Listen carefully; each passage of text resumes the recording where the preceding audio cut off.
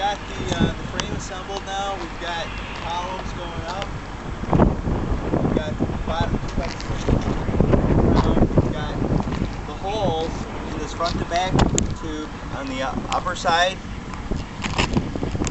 We've got the lower spreaders put together. So we've got the 119-inch beams here, side to side, and 124s from front to back. Next thing we're going to want to do is put on the corner plates, the steel corner plates that you've laid out. What they do is they tie the corners together, and our cables are going to connect to these holes in them too. So we didn't put the nuts on these bolts yet, so we're going to drop this over the bolts, and we're going to put some nuts on there.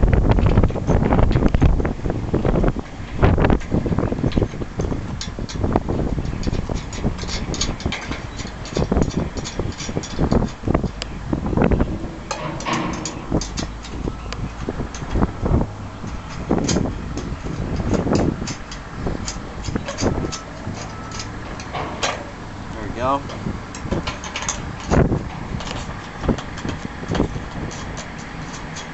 I'll just leave mine loose for right now, because we're going to do one more thing before we tighten them up. The plates can only go on one way. The hole space in here is narrower than it is over here. Plates are kind of universal. So, we've got the corners on all the plates now. We got them, they're just loose. And the next thing we want to do is make sure that the hoist columns are square, like it's not a parallelogram, it's like a rectangular hoist, I should say. And how we do that is we'll tram it. By tramming, we'll take a tape measure and measure from this corner. You want to hold that for me? We'll go from one corner of the hoist.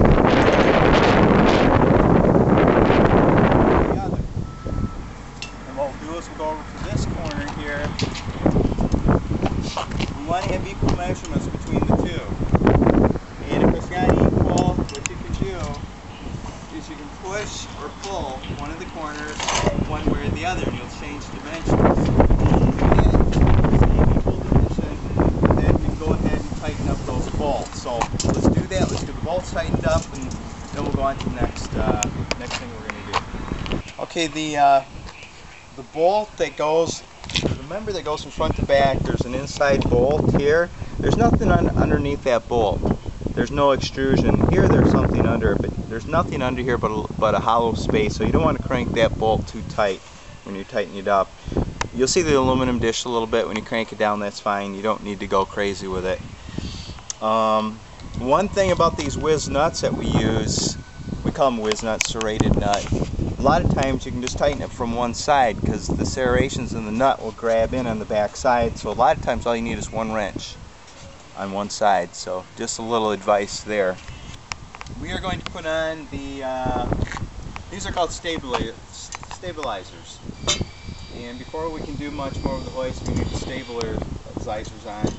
And what it is, there's a 1/2 inch bolt, there's a 1/2 by 6.5 inch bolt at the top. This is going to be on the winch side of the lift. Winch column's there, and this is rear of the hoist. And the 1/2 by 6.5 bolt is going to go through the top there.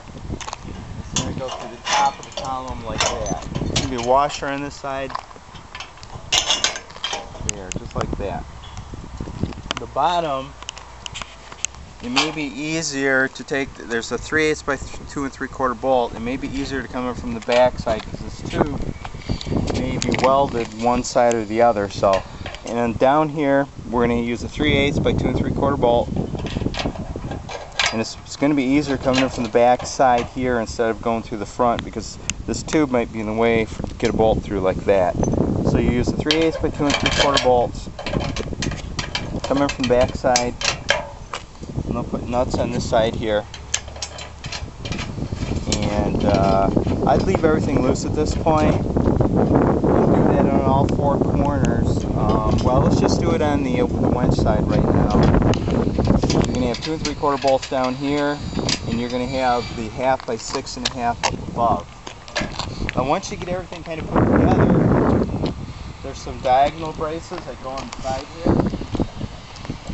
This is a 2x3 tube.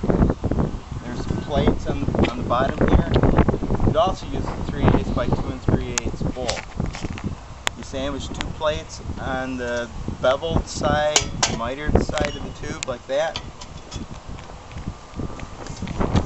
And the hole on these plates we're going to line up with a hole in the 2x6 tube.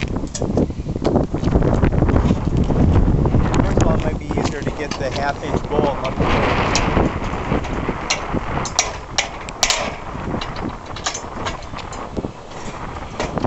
Through the hole.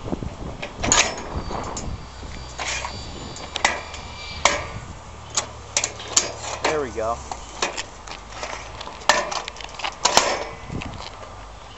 And we're going to be putting a 1/2-inch lock nut and a 1/2-inch washer on the outside here. You can just leave it loose right now. Go ahead and do the same thing on the other side. I got this side bolted up, but you're going to have a 1/2 by 6 1/2 on top, the 3/8 by 2 3/4 on the bottom. Need to line this up yet, and go ahead and tighten it up once you get the side all done. Okay, we're going to want to put the stabilizer brace on the other side of the lift, the non-winch side.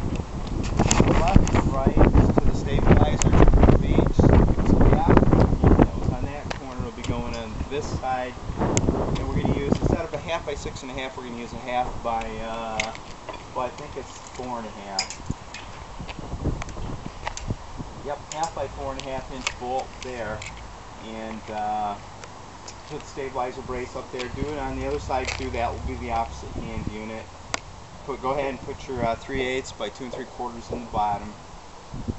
And the C clamp here was probably down here at some point.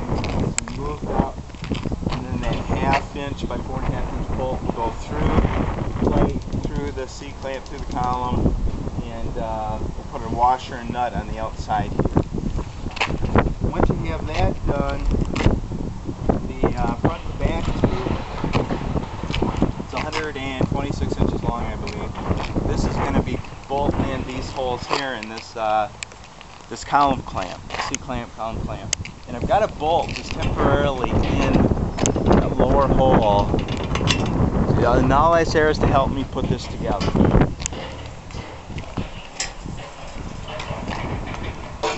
Drop it in there and press it on that bolt.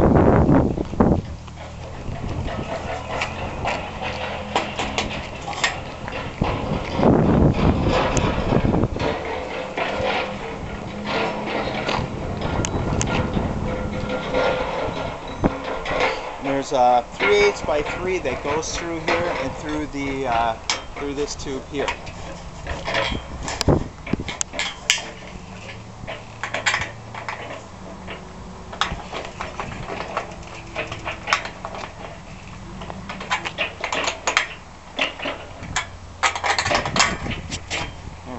There's going to be one here, one up here, and there's going to be 2 over here, kind of the same way. What we're going to do is take out that temporary bolt in there to help me out, lower her down.